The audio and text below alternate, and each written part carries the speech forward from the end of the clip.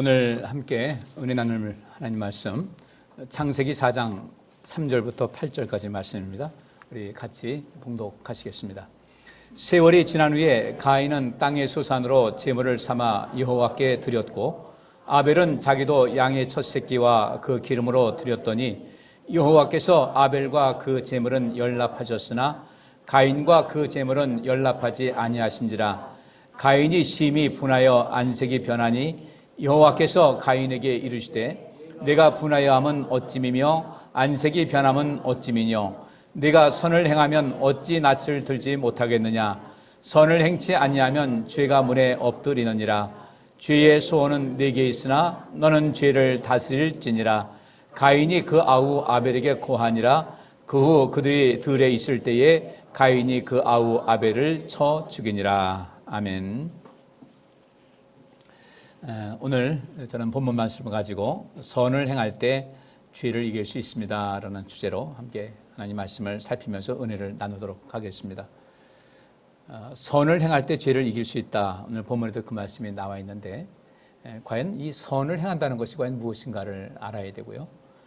가인이 아벨을 죽여서 하나님의 그 뜻을 어겼습니다. 하나님께 범죄를 했고 또 그 아벨에게도 또 죄를 진 것이고 그 아벨의 피가 땅에 쏟아졌을 때 그 땅이 통곡한다는 말씀이 성경에 있습니다. 아벨의 죽음을 통해서 그가 살아있으면 그로 인해서 태어나서 또 이 세상에 번성할 그런 모든 것을 싹을 잘라버린 것이죠. 그건 죄를 진 것인데 과연 선을 행하는 것이 무엇인가? 역사적으로 이 기독교 역사를 보게 되면 참 웃지 못할 일들이 많이 있습니다. 옛날에 고층 건물이 없었죠.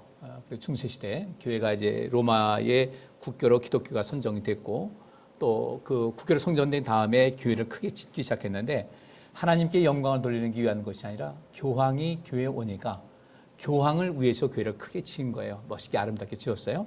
그리고 고층 빌딩이 많지 않은 그때 교회는 이제 높이 짓습니다. 뾰족하게 해가지고 하다 보니까 벼락을 자꾸 맞는 거예요. 피리침 역할을 해가지고 벼락을 맞았습니다. 그래서 화재가 또 자주 발생하고 하니까 그때 과학을 아는 사람들은 이게 벼락이라는 것이 바로 이런 원리구나. 어떤 전기작용으로 인해서 이렇게 오는 것이구나. 땅에 떨어질 때 피리침이 필요하구나. 이런 것을 알았어야 될 텐데 교회가 다른 건물보다 교회가 높이 지었고 높이 지다 보니까 벼락을 많이 맞고 벼락 맞으니까 화재가 나고 하니까 이때 그들이 뭐라고 했냐면은 우리가 하나님 옆에 악을 행했다. 교회를 짓는데 좀 더 높이 교회를 지어서 하나님을 기쁘시게 해야 되는데 그렇게 하지 않고 교회를 너무 작게 지었다 해서 그들은 계속해서 교회를 높이 삐죽하게 짓기 시작합니다. 높이 지면 지을수록 벼락을 더 자주 맞는 거예요. 나중에서야 이제 그 원리를 알게 됐죠. 이스라엘 백성들이 그 솔로몬을 통해서 성전을 지었습니다. 하나님께서는 그 성전을 짓는 것에 대해서 성전의 기능에 관심이 있었지 성전이 얼마나 화려하고 좋은지에 대해서는 큰 관심은 없으셨어요. 그래서 이 우주를 창조한 내가 그 성전 하나 짓는다고 해서 그 내 발 얹어 놓는 그런 것도 안 된다라는 그런 말씀을 하셨거든요. 그래서 이 성전의 기능, 곧 이 이스라엘 백성들이 광야에 나와서 이동식 성전을 지었습니다. 그것이 성막이라고 하고 장막이라고도 하는데 그 성막, 성전의 기능만 제대로 하면 좋을 텐데 그것이 안 된다는 거죠. 자꾸 사람들의 어떤 그 자기 자신을 과시하기 위해서 자기들 세를 과시하기 위해서 이렇게 교회를 또 지금도 굉장히 크게 높게 짓고서 하나님께서 기뻐하실 것이라고 하는데 교회만 안만큼은 뭐 하겠어요? 교회가 기능하지 못하는데 우리 역시 마찬가지입니다.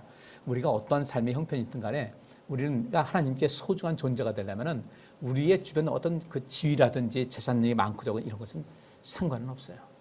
세례 요한은 이 땅에 와서 예수님께서 가실 그 길을 평탄케 하셨는데 그 일을 했는데 그는 뭘 먹었습니까?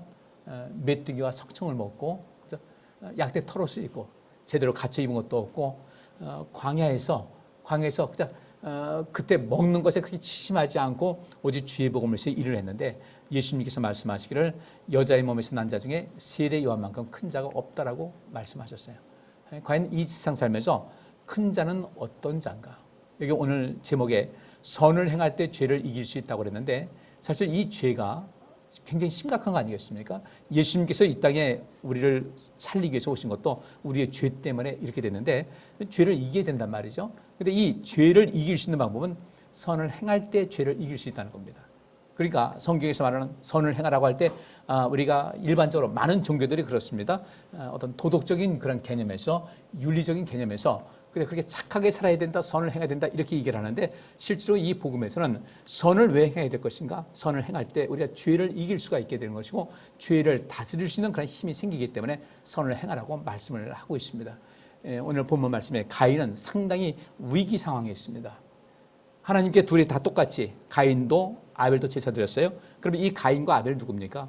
이 세상 하나님께서 이 아담과 하와를 첫사람으로 만들어 주셨고, 그 첫사람의 여기서 제2세대, 2세대가 바로 가인이고 아벨이었습니다. 아마 하나님의 그 손길과 하나님의 임재하심을 많이 느꼈을 거예요. 그리고 오늘 이 본문 말씀에도 보니까 하나님과 가인 사이에서 대화하는 내용이 나오게 되거든요.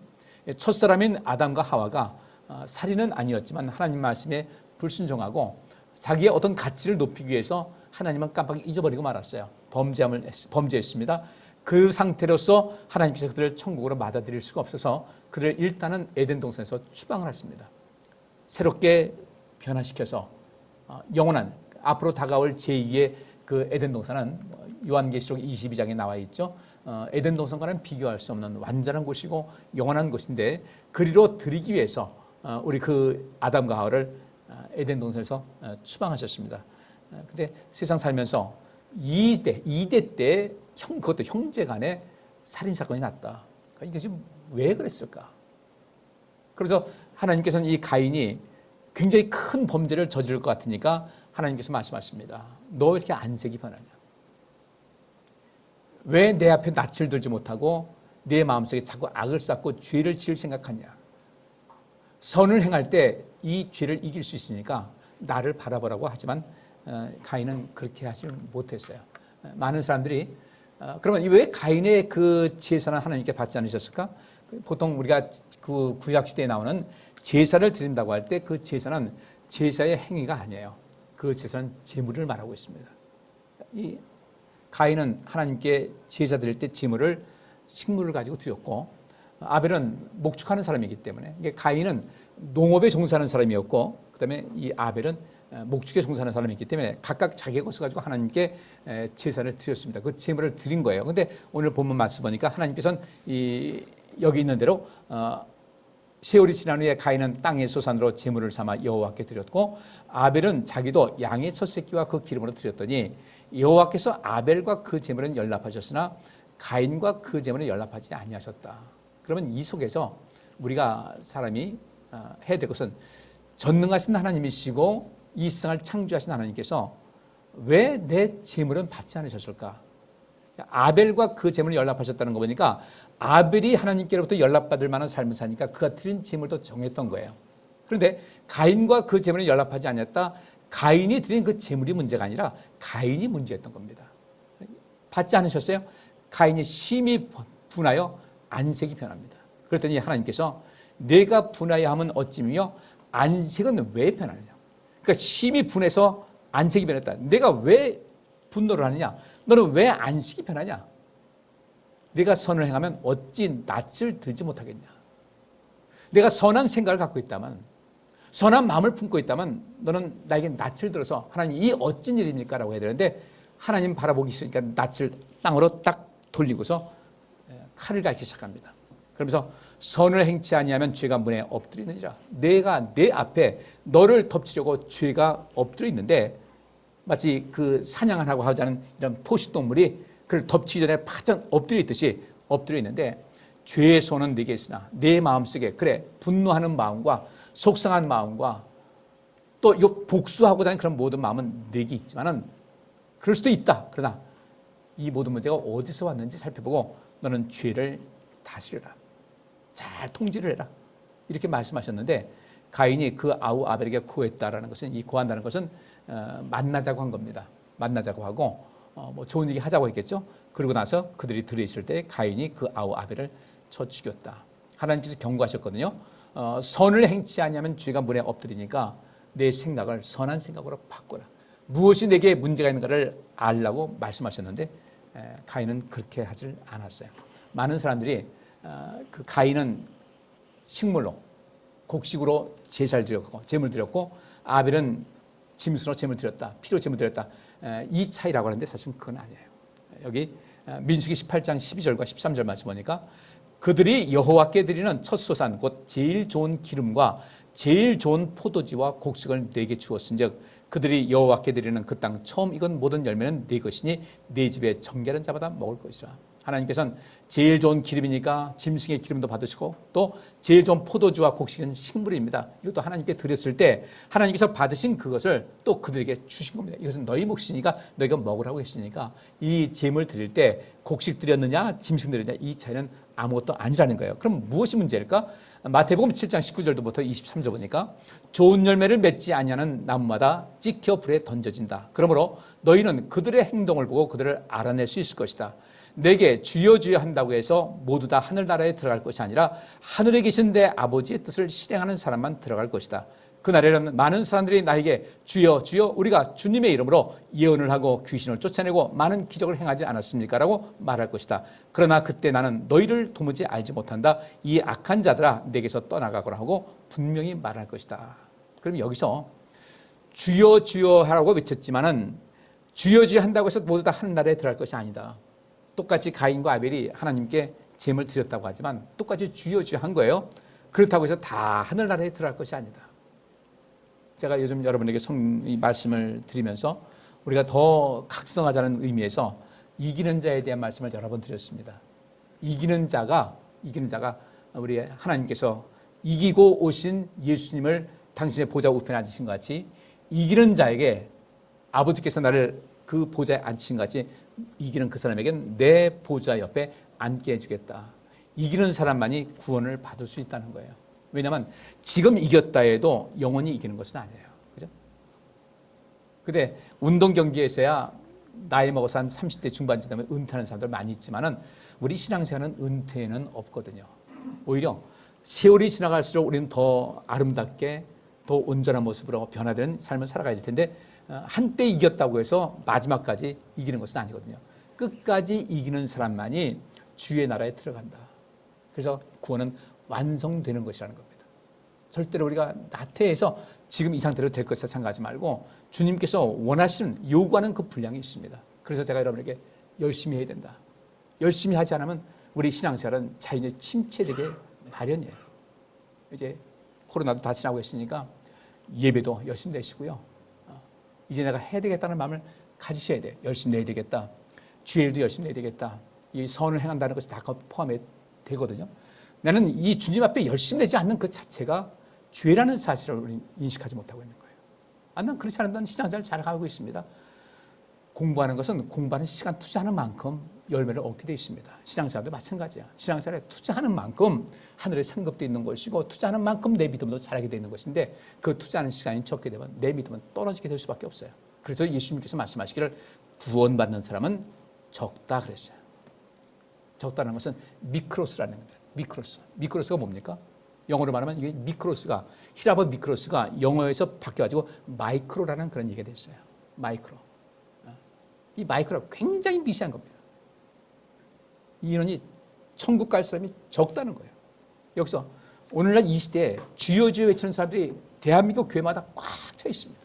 오늘도 다시 시간 예배 드리겠죠? 처음부터 주여 주여 외칩니다. 그런데 주여 주여 한다고 해서 다 하늘나라에 들어갈 것이 아니라 하늘에 계신 내 아버지의 뜻을 실행하는 사람만 들어갈 것이다. 그러면 이 아버지의 뜻을 실행하는 사람이 누구겠어요? 오늘 제목 말씀대로 어떤 사람? 선을 행하는 사람이 죄를 이길 수가 있기 때문에 선을 행하는 거다. 그 선을 행하는 것이 무엇인가? 이제 좀 이따 볼 거예요. 이렇게 말씀하셨는데 그러면서 뭐라고 하시냐면 그날에는 많은 사람들이 나에게 주여 주여 우리가 주님의 이름으로 예언을 하고 귀신을 쫓아내고 많은 기적을 행하지 않았습니까? 이렇게 말할 것이라는 거예요. 언제일까? 나 그래서 그 생각을 했어요. 천국의 문이 있습니다. 다 오는데 거기서 이제 필터링 되지 않겠습니까? 들어올 사람 들어오고 하는데 거기 당신 좀 보류입니다. 지금 이게 분류합니다. 예, 분류를 해요. 그러니까 이 외국에 가면 이제 입국 심사, 이미그레이션 가게 되면 입국 심사하지 않습니까? 줄 쭉 섭니다. 서가지고 여권을 보여주고 이 여권이 참인지 아닌지 왜 들어왔는지 다 해가지고 걸러냅니다. 어떤 사람은 아닌 사람도 그냥 보내고 어떤 사람은 출국 자체가 금지되는 경우가 있어요. 그러면 이렇게 천국에 들어가려고 다니는데 많은 사람이 모였습니다. 나 예수 믿었으니까 신앙생활 한 지가 내가 몇 년 차인데 다 들어갈 줄 알았더니 거기서 필터링이 된다는 거예요. 걸러지는 겁니다. 그런데 이거 못 들어간 사람들이 거기서 모여서 이 얘기를 할 겁니다. 그날에는 많은 사람들이 어떻게 주님의 그 천국의 문에 들어가는데 그 많은 사람들이 그 문에서 걸려져가지고 잠깐 옆으로 빼가지고 있는 엄청나게 많은 사람들이 천국 문에 통과하지 못하고 서 있는데 그들이 이렇게 얘기한다는 겁니다. 주여 주여, 주님 계시니까 주여 주여, 우리가 주님의 이름으로 예언을 하고 귀신을 쫓아내고 많은 기적을 행하지 않았습니까? 라고 말할 것이다. 어떤 사람들이? 들어가지 못하고 차단된 사람들, 그들이 자기 신앙의 경력을 가지고 얘기하는 그 많은 사람들이 나 하나님 믿었습니다라고 말할 것이다. 그러나 그때 나는 너희를 도무지 알지 못한다. 이 악한 자들아 내게서 떠나가거라고 분명히 말할 것이다. 주님의 이름으로 예언도 하고 귀신 쫓아내고 많은 기적을 하는 이 악한 자들이라고 말씀하고 있어요. 제가 우리 한국교회를 가만히 보게 되면요, 기도원마다 주로 어떤 얘기를 하는지 아십니까? 이 얘기예요. 예언한다, 귀신 쫓아낸다, 기적이 나타난다, 이런 얘기를 기도원에서 다 얘기를 하고 있어요. 대부분에 그렇습니다. 한국교회가 병들었어요. 그러다가 우리 자신 돌아보시면서 나는 주여 주여 하고 있는데 이 시간 예배 드리는 자체가 우리는 주여 주여 하고 있는 거예요. 근데 다 들어갈 것이 아니라는 겁니다. 우리는 다 들어가야 되겠지만, 그렇게 되길 소원하지만 주님께서 말씀하시기를 하늘에 계신 내 아버지의 뜻을 실행하는 사람이 중요한 것이지 귀신 쫓아냈다고 예언을 했다고 기적행했다고 가는 것은 아니라는 거예요. 그러면 이 가인이 바로 이런 케이스에 들어간다는 겁니다. 하나님께 제물 드린 거예요. 근데 주님께서는 이 연락하지 않으셨다는 것은 외면했다는 거예요. 돌아보지도 않으셨어요. 관심도 없으셨어요. 왜? 가인이라는 사람 자체가 하나님께서 보실 때 아예 가인이라는 사람은 하나님께서 그냥 신경도 안 쓸 정도의 그냥 형편없는 사람이었다는 겁니다. 왜 그랬을까? 선을 행치 않아서 그랬어요. 그래서 하나님께서 경고를 하십니다. 너 지금 돌이켜서 선을 행하지 않게 되면 너를 지금 덮치려고 죄가 웅크리고 있는데 그 죄의 밥이 될 것이다. 그랬는데 가인은 그것을 깨닫지 못했어요. 결국 그는 이를 최초의 살인자가 됐고 하나님께 큰 죄를 짓게 된 거죠. 오늘 본문 말씀 한번 살피겠습니다. 자, 3절 말씀 보니까 세월이 지난 후에 가인은 땅의 소산으로 제물을 삼아 여호와께 드렸고 아벨은 자기도 양의 첫 새끼와 그 기름으로 드렸더니 여호와께서 아벨과 그 제물은 연락하셨다. 이 연락하셨다는 것은 샤흐라는 단어입니다. 이 헬라어로 샤흐인데 이것은 관심을 갖고 응시하다, 지켜보다, 바라보다, 호의적으로 판단한다는 뜻이에요. 그러니까 이 아벨을 보면요, 하나님께서 항상 이 아벨에 대해서 항상 긍정적인 마음으로 호의적으로 그를 바라보시고 지켜보시고 모두 판단하신 겁니다. 너 괜찮은 사람이야, 이렇게 말씀하셨던 거예요. 그 사람이, 그 아벨이라는 사람이 이렇게 주님께서 보실 때 관심을 가지고 지켜볼 정도로 온전한 사람이었기 때문에 그가 가져온 제물은 더할 나위가 없는 겁니다. 제물은 사람이 드리는 거예요. 제물이 살아있는 것이 아닙니다. 제물은 그 사람이 드리는 건데 그 사람이 온전하니까 그 제물도 정하다는 거죠. 우리가 여기서 뭐 곡식을 드렸냐, 뭐 이렇게 고기를 드렸냐, 이건 상관하지 말자는 거예요. 이건 옛날에 하던 얘기고, 연락한다는 것이 바로 그것인데, 연락하지 않는다는 것은 이 연락한다는 것의 부정형이죠. 반대 개념인데, 이 연락하지 않다를 좀 더 적극적으로 해석하게 되면 그 사람으로부터 눈을 돌린다는 거예요. 주님께서는 가인이 오면요, 눈을 돌리신 거예요. 왜? 그 사람만 보면 주님께서는 열이 나셔. 너무너무 안타까웠던 거예요. 그 사람으로부터 눈을 돌이키고 외면한다는 뜻이 있습니다. 그러면 이 속에서 물론 그렇게 본인이 느꼈겠죠. 가인도 하나님께서 자기를 외면한다는 것을 느꼈겠죠. 그래서 하나님께 따지는 겁니다. 왜 내 것은 왜 안 받으십니까? 내가 뭐 때나 묻었습니까? 난 그래도 준비했는데 왜 안 받으십니까? 주님께서는 그에게 죄의 문제를 말씀하십니다. 선을 행하면 그 죄가 너를 피해갈 텐데, 바꿔 말하면 너는 선한 사람이 아니야. 넌 결국 삶이 선하지가 않아. 선하다는 것은 어떤 것인지 뒤에 보겠어요? 그렇기 때문에 나는 너에 대해서 상당히 염려가 된다. 내가 이런 상황 속에서 화내지 말고 안색변하지 말고, 여기 분하여라는 말씀이 있죠. 가인과 그 제물에 연락하지 아니하신지라 가인이 심히 분하여 안색이 변했다. 근데 이 분하여라는 것이 이게 하라라는 단어예요. 하라. 이 히브리어로 하라입니다. 그러면 잘 하면 되잖아요. 근데 하지 않았어요. 성내고 노하고 후끈 달아오르는 그런 모습입니다. 그것도 누구한테 그런 거예요? 하나님을 향해서 성내고 분노하고 후끈 달아서 얼굴이 안색에 완전히 변해버렸어요. 그래서 하나님께서 이렇게 말씀하시죠. 여기 말씀에 그렇게 노하고 하니까 하나님께서는 이 미가서를 통해서 이와 같은 경우에 케이스 이렇게 말씀하신 겁니다. 미가서 6장 3절부터 5절. 내 백성들아, 내가 너희에게 무엇을 하였느냐? 어째서 내가 너희에게 무거운 짐이 되었는지 대답하라. 나는 너희를 이집트에서 인도해내어 종살이하는 땅에서 너희를 구출하고 모세와 아론과 미리암을 보내 너희를 인도하게 하였다. 내 백성들아, 너희는 모압 왕 발락이 너희를 해하려고 계획한 것과 부올의 아들 발람이 그에게 대답한 것을 기억하며 또 시딤에서 길갈로 갈 때 일어난 일을 기억하라. 그러면 나 여호와가 너희를 위해 행한 의로운 일을 너희가 깨닫게 될 것이다. 이 얘기는 뭐냐면요, 이 이스라엘 백성들이, 유다 백성들이 계속해서 하나님께 반항적입니다. 선지자 보내도 말 듣지 않고, 그래서 하나님께 이렇게 말씀하시는 겁니다. 내가 너희에게 잘못한 것이 무엇이냐는 거예요. 내가 너에게 잘못한 것이 뭐길래 너희는 나에게 이렇게 적대적으로 나를 대하는 것이냐. 뭐가 문제냐? 어째서 내가 너희에게 무거운 짐이 되었는지 대답하라. 내가 너희를 수고하고 무거운 상태에서 벗어나게 하고 너희를 생명을 얻게 된 것인데 너희는 나는 하나님 때문에 아주 지쳐 있습니다. 하나님 때문에 지긋지긋합니다. 피곤합니다. 내가 왜 너희에게 무거운 짐이 되었는지 대답을 하라. 여러분, 신앙생활이 무거운 짐이라고 느껴진다면 빨리 돌이키셔야 됩니다. 굉장히 심각한 거예요. 신앙생활 하는 것이 짐이다. 주를 위해서 봉사하고 하는 것이 무겁게 느껴지고 귀찮고 하기 싫다. 굉장히 심각한 지경이에요. 지난주 금요일에 제가 말씀을 보면서 형제들아 서로 원망하지 말아라. 서로 원망하다가 하나님의 심판을 받게 된다는 말씀이 있는데, 이 원망한다는 그 말 보니까요, 어떤 뜻인지 아세요? 슬퍼하다, 한숨 짓다. 슬퍼하다, 한숨 짓다. 땅을 치도록 분이 난다. 원망이 왜 그것이 원망일까? 여러분들, 예를 들어서 이거 한번 보세요. 우리가 자녀들이 내 마음만큼, 내가 소원하는 만큼 뭔가 잘 따라주지 않아요. 나름대로 열심히 과외도 시키고 부모들이 아껴가지고 했는데 좀 불성실하다 이렇게 하면 자녀들이 원망스럽죠. 왜 쟤들은 우리 마음을 모를까? 왜 나만 모를까? 제가 몇 번 말씀드렸지만요, 저는 한때는 우리 부모님이 참 많이 원망스러웠어요.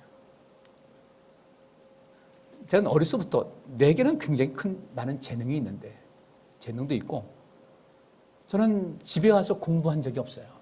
한 번도 없어요. 집에 와서 공부할 시간도 없었어요. 학교하고 집이 멀어가지고. 초등학교에서 중학교 시험 봐가지고 들었는데, 그땐 전기가 있습니까? 요쯤 되면은 밤 8시까지는 그래도 훤하니까 학교에서 8시까지 붙잡아 놓고 있다가 잘 안 보이면 집에 보냈어요.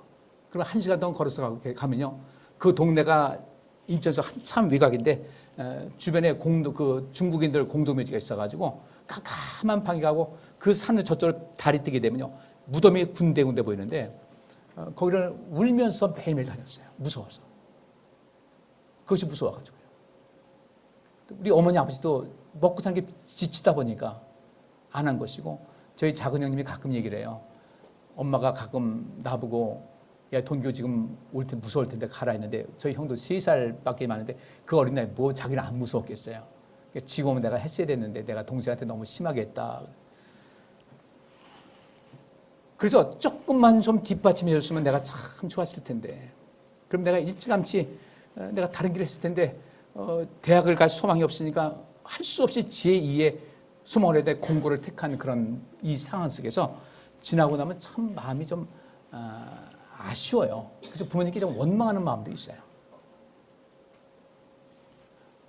지난번에 우리 이 7남매들 모여가지고 이제 이런저런 얘기하다 제가 그 얘기를 했습니다. 나는 초등학교 다닐 때 공부를 잘해서, 아무도 뒷받침이 아주 잘해서 항상 그 수문단에 앉아있지만 그때의 그 소외감이라는 것은 말할 수가 없었다. 그래서 난 초등학교 다니면서 공부를 잘하는 것이 한 번도 기쁜 적이 없다.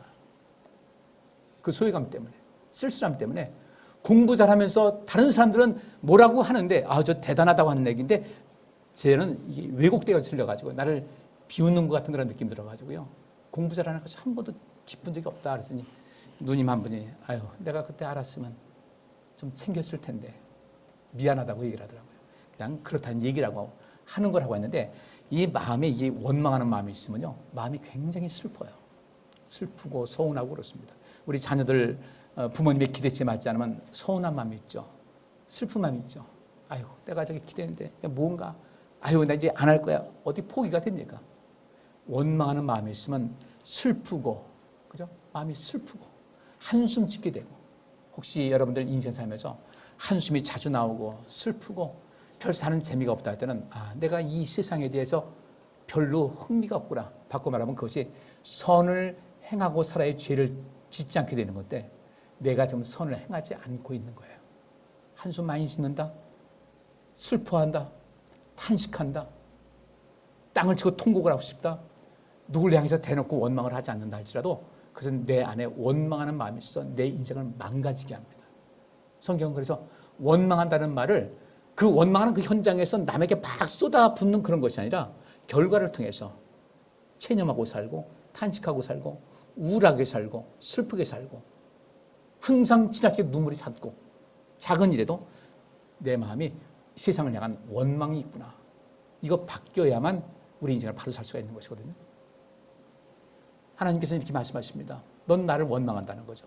근데 이 원망이 무엇인가? 하나님을 향한 열정이 없어진 거예요. 열정이 없는 것이 난 하나님 원망하는 것이 아닙니다 라고 하지만은, 열정이 없는 그 자체가 내가 하나님께 기댈 것이 뭐가 있겠냐, 하나님께 내가 바랄 것이 뭐가 있겠냐, 아무것도 없는데 내가 뭐하러 하나님을 가까이 해? 주님께서 그래서 그 말씀하신 겁니다. 넌 내가 너에게 베푸는 일을 넌 지금 너무 많이 잊어버렸어. 넌 지금 나를 많이 원망하고 있는 거야. 우린 그것을 신앙생활 열심히 하지 않는 것을, 열심 없는 것을 하나님께 원망하는 것이 같은 맥을 달리한다고 생각하시죠? 하나님을 가까이 하지 않는 것이, 이것이 하나님을 원망하는 또 다른 증거가 된다는 겁니다. 그죠? 하나님 원망하지 않고 감사하는 마음이 있으면요, 하나님 당연히 가까이 하죠. 가까이 하지 않는 것이, 하나님 믿어봐야, 열심히 기도해봐야 별로 얻은 것이 없다라는 이런 원망스러운 마음 때문에 하나님과로부터 점점 멀어지는 거예요. 우리 이 성경의 의미를 참 잘 아셔야 될 것 같습니다. 미가가 이 백성들에게 한 이야기는 하나님께서 가인에게 한 얘기하고 똑같아요. 난 너한테 잘못한 것이 없어. 너의 문제야. 내가 왜 나한테 낯을 들지 못하냐? 낯을 들지 못한다는 건 뭐예요? 하나님 왜 내 것을 안 받으십니까? 내가 무슨 문제가 있습니까? 여쭤보면 될 텐데 화가 난다고 땅을 바라보면서 어떻게 해요? 이를 갈고 있는 겁니다. 이렇게 말씀하십니다. 여호와께서 가인에게 이르시되 내가 분하여함은 어찌미며 안색이 변하면 어찌미뇨, 내가 선을 행하면 어찌 낯을 들지 못하겠느냐 그랬어요. 내가 선을 행한다면, 내가 당당하다면 왜 낯을 들지 못하냐? 자신 없으니까 고개 숙이는 거죠. 선을 네가 행하고 있었다면 낯을 왜 못 드냐? 선을 행치 아니하면 죄가 문에 엎드린다. 넌 지금 선을 행하지 못하고 있는 거야. 너 앞에 지금 너를 덮치려고, 죄가 너를 덮쳐 너를 완전히 사로잡으려고, 너를 삼키려고 죄가 문에 엎드려진다. 죄의 손은 너에게 있다. 이 죄의 손이라는 것이 무엇이냐면요, 여기 보면 죄의 손은 테슈카라는 단어를 씁니다. 갈망과 열망과 사모예요. 죄의 손, 우리 마음속에 그런 마음 전혀 없으세요? 하나님께서 금하신 것인데 그 금하신 것이 자꾸 마음 갈 때 있잖아요. 욕심을 버려야 돼. 자꾸 마음 가요. 자꾸 마음 가요. 도박에 빠진 사람들 다른 것 아니에요. 1억 천금을 노리는 겁니다. 자꾸 마음이 가요. 그 시간에 열심히 일하면 될 텐데 자꾸 마음이 가요. 그래요. 사람이기 때문에 우리 마음속에 어떤 하나님께서 기뻐하지 않는 것인데도 불구하고 자꾸 마음이 갈 때가 있어요. 그렇지만은 그런 마음이 너의 소원, 그런 마음이 있을 수 있다. 너에게 있을 수가 있다. 근데 너는 거기에 빠지지 말고 죄를 다스려라. 이 다스린다는 것이 뭐냐면 주권을 잡다, 지배권을 갖다. 모든 것은 선택은 너에게 달려 있으니까 선택을 잘해서 그 죄를 다스려라. 이렇게 말씀하셨어요. 이 안색이 변한다. 분하여함은 어찌며 안색이 변하면 어찌미냐. 이 안색이 변했다는 것이 떨어지다 넘어지다 엎드러지는 거예요. 떨어지고 넘어지고 엎드러지고. 어떤 사람이 술 취해가지고 가다 넘어져가지고 얼굴을 그냥 많이 다쳤어요. 그래서 물어봤습니다. 어떡하다 그러겠어요? 어떡하다 이렇게 됐냐고. 갑자기요. 땅바닥에 벌떡 일어나더니 날 딱 치는 거 있잖아요. 자기가 땅에 엎드러진 건데 땅바닥에 벌떡 일어나더니 딱 쳐가지고 죽겠다. 사람들이 그렇게 핑계를 대요. 어찌 낯을 들지 못하겠느냐. 선을 행치 아니하면 죄가 문에 엎드린다. 너는 죄를 잘 다스려야 된다. 내 안에서 어떤 하나님께서 금하신 어떤 것을 자꾸 행하고자 하는 싶은 마음은 있을 수도 있다. 하나님 말씀에 맞지 않는 것을 하고자 하는 그런 마음이 있을 수는 있는데 그것마저도 내가 잘 다스려야 된다. 근데 그것을 다스릴 수 있는 그 힘이 어디서 나오는가 볼 때 선을 행하게 되면 그 죄가 다스려진다는 거예요. 근데 이 가인은 행할 마음이 전혀 없었죠. 선을 행한다는 것이 야타브를 한다는 것입니다. 선을 행한다는 것이 야타브. 여기서는 뜻은 누구누구에게 또는 뭐뭐에게 선을 행하다 이런 뜻이에요. 우리가 어떤 사람에게든 하나님에게도 선을 행하고 우리에게도 선을 행한다. 선을 행하는 것에 이런 뜻이 있어요. 여기 선을 행한다는 것은요, 옳게 행한다는 뜻도 있어요. 옳게. 무엇이 옳고 무엇이 그런지를 알아야 되는데, 그래서 이제 우리도 역사 공부를 좀 해야 돼요.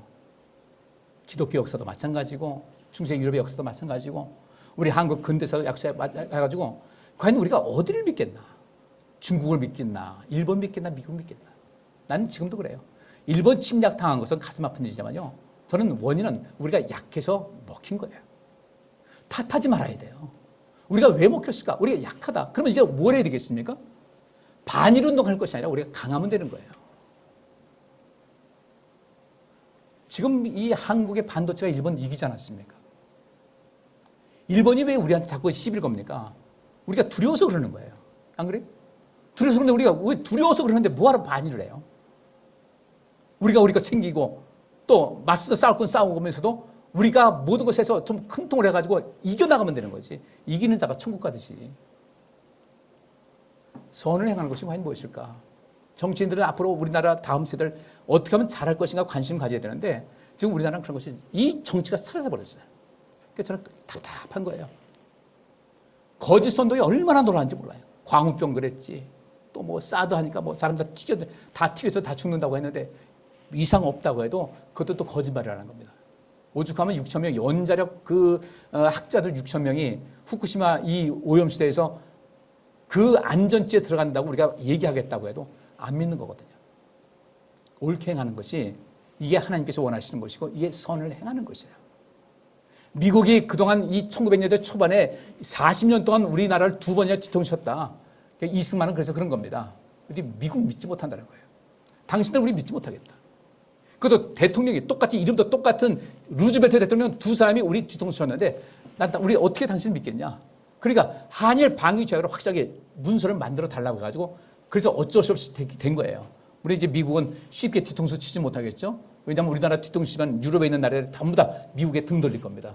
그러면 고립무원되니까 쉽게 등을 치지 못한다 할지라도 등 돌리지 못한다 할지라도 우리는 이 속에서 정신을 바짝 차려야 돼요. 그리고 우리가 하나님께서 보시기에 우리 민족에 특별히 하나님 믿는 백성들이 선을 행해서 그래요?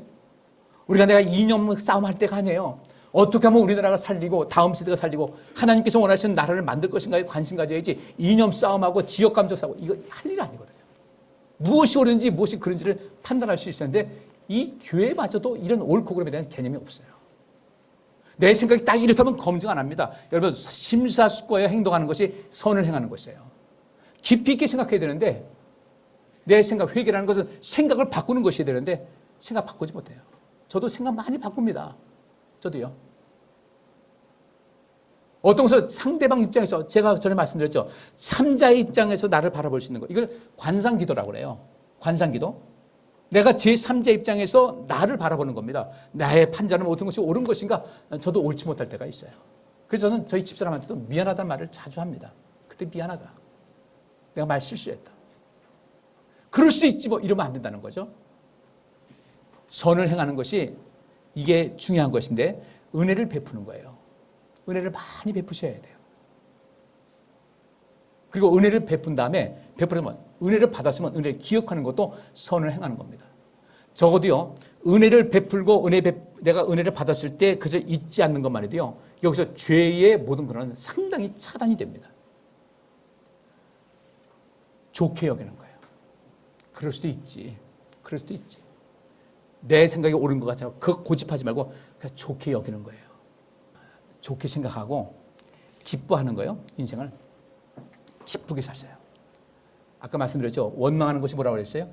한숨 짓고 탄식하고 우울하고 그것이 내가 인생을 원망하고 사는 그런 하나의 증상이라고 그랬어요. 기뻐하면서 인생 살아보세요. 기쁨으로. 그래도 이 세상은 살만한 세상이다. 무엇보다도 하나님 앞에 기쁨이 된다는 거죠. 나 주님의 기쁨 되기 원한의 찬송함은 뭐예요? 하나님 앞에 기쁨 되는 삶을 살게 되면 죄의 상당한 부분이 차단이 됩니다. 그래서 성경에서 선을 행하라는 그 이유가 단순하게 도덕적인 이유로 선을 행해야 된다는 그런 말씀한 것이 아니라 선을 행해야만 내 자신이 죄로부터 보호를 받을 수가 있고 죄와의 싸움에서 이길 수가 있다는 거예요. 그래서 선을 행하라는 것이지 단순하게 우리가 어떤 의무를 지어주고 너 이렇게 살아야 된다 막 당위적인 그런 것이 아니라 선을 해야만 내가 인생을 성공적으로 살 수가 있다. 천국 가는 길이 무난하다는 것을 말씀을 하고 있어요. 성막에서 뭔가 잘 정리하고 사는 거예요. 내 인생 정리 잘하는 겁니다. 축복하고 사는 겁니다. 복을 많이 비는 거예요. 또 복을 누리는 것도 이것도 역시 마찬가지로 선을 행하는 겁니다. 심사숙고에 행동하다 즐겁게 하다. 나도 즐겁게 하고 누군가를 즐겁게 인생을 살아가는 거예요. 잘 대해주는 것도 이것도 뭐예요? 이것도 복인 겁니다. 이것도 선을 행하는 것이에요. 누구든지 잘 대해주세요. 따뜻하게 대해주세요. 잘 대해주고 어떤 일을 잘하는 거예요. 그냥 대충 하는 것이 아니라 잘하는 거, 부지런하게 인생 사는 거. 그러면 이런 선을 행함의 결과로서 잘 되고 성공하는 삶을 살아갈 수 있다라고 성경은 말씀하고 있습니다. 자, 결론 내립니다. 선을 행치 아니하면 죄가 문에 엎드러진다. 우리가 선을 행해야 될 이유가 바로 거기 있습니다. 그래야 내가 죄를 짓지 않아요. 죄를 다스리는 길이 선을 행함에 있다는 것을 아셔서 우리 성도님들 선을 많이 행하시고요. 선이 행하는 것이 뭔지 말씀드렸잖아요. 이것을 잘 행하셔서 여러분 인생이 정말 멋있게 행복하게 여러분 자신도 지키고 많은 사람들 행복하게 하셔서 주님 앞에 갔을 때 애썼다 수고했다고 칭찬받을 수 있고 영생의 그 행복과 그 기쁨을 누리시는 여러분 되시기를 주의 이름으로 축복합니다. 기도합니다. 하나님 감사합니다. 저희들 주의 말씀 들었사오니 나를 보호하고 지키기 위해서 세상을 살리기 위해서 선을 많이 행하고 살 수 있도록 복 내려주시고 그래서 우리 주님 앞에 잘했다 칭찬받는 복된 인생길 걷게 하여 주옵소서. 예수 그리스도 이름으로 기도하옵나이다. 아멘. 여호와께서 여기 모인 모든 성도들과 그의 가정과 그와 관련된 모든 일에 복을 주시고 지켜주시며 따뜻하게 대해주시고 은혜를 베푸시며 사랑스러운 눈으로 바라보시어 모두에게 평안을 주시기를 원하노라. 아멘.